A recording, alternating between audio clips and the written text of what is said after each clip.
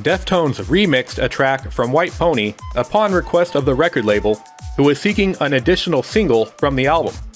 Singer Chino Moreno was initially apprehensive because the label hadn't even given any other track aside from Change a chance to stand on their own.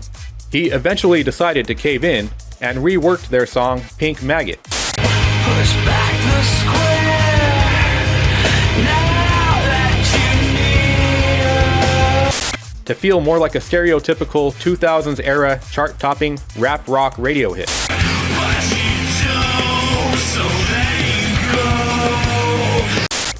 Chino does not regret the decision, but he did feel a bit dismayed when the label reissued White Pony with the remix track included on the album. The band felt like this threw off their intended flow for the album as a whole, but they were still happy with the remix song as a standalone track. As the singer explains, "They wanted a second single and they didn't think there were any more on the record. I said, well, how do you know? Because you haven't tried with any others. I remember them sitting me down and pointing me out Papa Roach and Linkin Park had sold 6 million albums, while we hadn't sold a tenth of that. To me, they were saying that they wanted some rap rock. And at the time, I was already way over making music like that. My response was no way at first. And then they pointed out the chorus of Pink Maggit was so great, so they asked me to rewrite it as a 3-minute song. They kept hounding me about it, so I was like, watch this, because formulaic songs are so easy to write.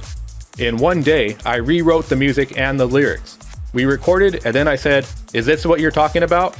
And then they said they were going to release it with a video. They were going to get Paul Hunter, who directed Eminem videos, to do it.